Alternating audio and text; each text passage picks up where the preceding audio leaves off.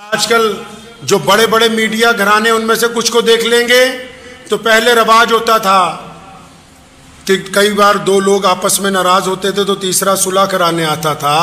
आजकल इन्होंने रवाज बदल लिया कि अगर दो लोग नाराज हों तो तीसरा नमक छिड़कने के लिए आता है। अपने आप को उन लोगों में कभी शामिल नहीं करना जो नमक छिड़कना चाहते हैं। इस्लाम ने अमन का पैगाम दिया, मोहब्बतों का पैगाम दिया है, भाईचारे का पैगाम दिया है। नफरत के लिए कोई जगह नहीं है। अल्लाहु अकबर। गुज़िश्ता 3-4 दिन पहले जो कुछ हुआ, आप लोग अगर वहाँ के वीडियो देखेंगे, हालात देखेंगे, तो मैं 2-3 दिन से सोशल मीडिया पर वहाँ के जो मुसलमान और हिंदू भाई जो रहते हैं आपस में हज़ारों साल से इकट्ठे, अगर उनकी वीडियो सुनते हैं तो पता लगता है कि मुकामी लोगों में तो कोई आपस में नाराज़गी ही नहीं है। और अगर सोशल मीडिया वालों को देख लेंगे या आजकल जो बड़े बड़े मीडिया घराने उनमें से कुछ को देख लेंगे तो पहले रवाज होता था कि कई बार दो लोग आपस में नाराज होते थे तो तीसरा सुलह कराने आता था। आजकल इन्होंने रवाज बदल लिया कि अगर दो लोग नाराज हों तो तीसरा नमक छिड़कने के लिए आता है। तो अपने आप को उन लोगों में कभी शामिल नहीं करना जो नमक छिड़कना चाहते हैं।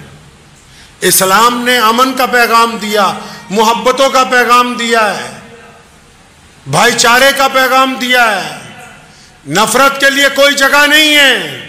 हमारे माशरे में नफरत के लिए कोई जगह है ही नहीं। नफरत की सियासत भी नहीं, नफरत का दीन भी नहीं।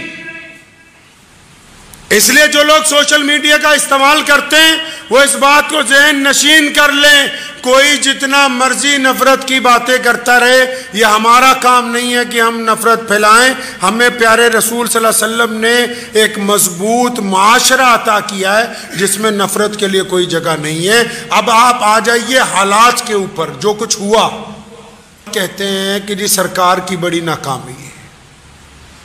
सरकार की नाकामी पे एक बात याद आ गई, बड़ी तारीखी बात आपको आज याद दिला दूं। जब भारत की जंग आज़ादी का दौर चल रहा था आखिरी, तो सर मिस्टर वेवल, मलका एलिज़ाबेथ के एक वज़ीर थे, वो भारत आए। तो मिस्टर वेवल ने भारत के अलग अलग स्वतंत्रता सेनानियों से, जो चोटी के लोग थे, उनसे मुलाकातें शुरू की, ये जानने के लिए कि लोग कैसी आज़ादी चाहते हैं, क्या क्या चाहते हैं। अंग्रेज़ क्योंकि शातिर था। मेरे दादा जो भारत की जंग आज़ादी के उन उंगलियों पे गिने जाने वाले लोगों में से हैं जिन्होंने अपनी सारी ज़िंदगी इस देश को आज़ाद कराने के लिए लगाई, रईसुल अहरार मौलाना हबीबुर रहमान लुधियानवी रहमतुल्लाह अलैह। विंडसर पैलेस में जब मौलाना हबीबुर रहमान लुधियानवी को बुलाया मिस्टर वेवल ने, अलग अलग लोगों से अलग अलग मीटिंगें तय थी। तो अंग्रेज क्योंकि शातिर होता है ना, उसने एक बात कही, कहने लगा अच्छा मौलाना, हम छोड़ने वाले हैं, इस देश को आजाद करने वाले हैं, आप ये तो बताओ कि जो सरकार बनानी है, यहां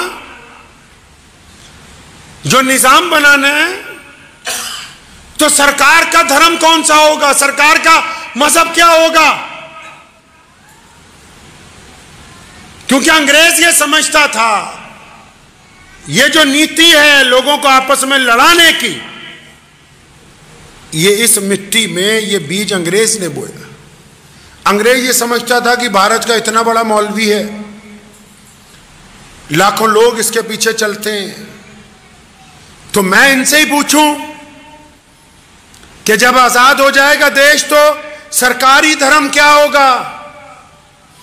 और अंग्रेज ये समझता था क्योंकि मौलाना तो मुसलमान है, तो ये कहेंगे कि भाई सरकारी धर्म तो इस्लाम होना चाहिए।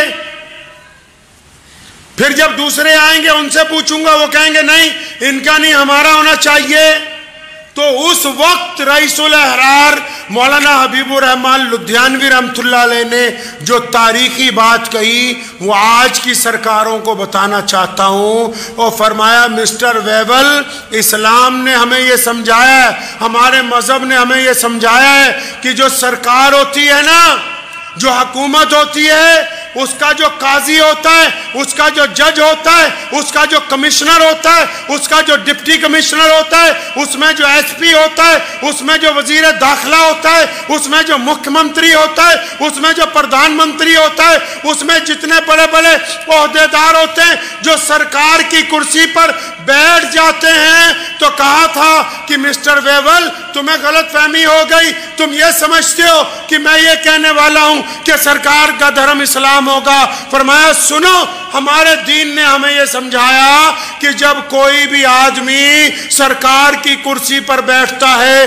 तो उसका मजहब इंसाफ होता है, उसका मजहब अदल होता है, वो लोगों के साथ बराबरी करता है। उस वक्त वो किसी एक मजहब को चाहने वाला नहीं होता। आज भी अगर हम ये चाहते हैं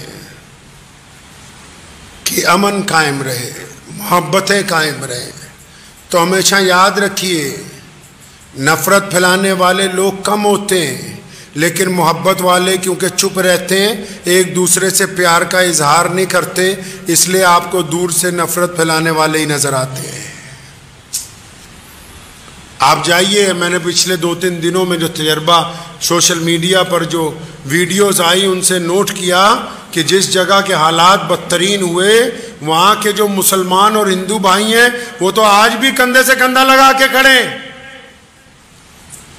सरकार को कहना चाहता हूँ कि नाकामी किसी की नहीं होती, नाकामी हुकूमत की हुआ करती है। और ये जो सबक दिया स्वतंत्रता सेनानियों ने कि जो सरकार है, सरकार का धर्म लोगों के लिए बराबरी के साथ अमन को कायम करना, शांति को कायम करना, उनके लिए अच्छी सहूलतें रखना।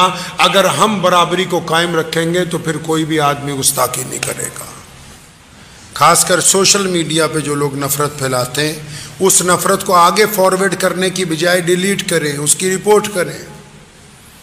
नफ़रत के प्रचार के हिस्सेदार नहीं बनना है, नफरत के हिस्सेदार नहीं बनना है। हम मोहब्बत का पैगाम लेके आए और हमारे दिल में कोई खौफ नहीं है, कोई डर नहीं है। अल्लाह तबारक व तआला ने अहले ईमान पर यह फजल फरमाया, तो इसलिए हमने साबित कदमी के साथ अपने इस वतन अजीज को, जिसकी आज़ादी के लिए हमारे बुजुर्गों ने अपने हिंदू भाइयों के साथ, सिख भाइयों के साथ, दलित भाइयों के साथ, जैनी भाइयों के साथ मिल के जो हमने आज़ादी की लड़ाई लड़ी है, तो उसकी इज्जत को बरकरार रखते हुए इस बात को जहन नशीन कर लें कि हम नफ़रत के बाजार के हिस्सेदार नहीं बनेंगे। दुआ मुझे उम्मीद है कि आपको ये वीडियो पसंद आई होगी। अगर पसंद आई हो तो ये आप अपने दोस्तों के साथ शेयर करें और इस चैनल को सब्सक्राइब ज़रूर करें।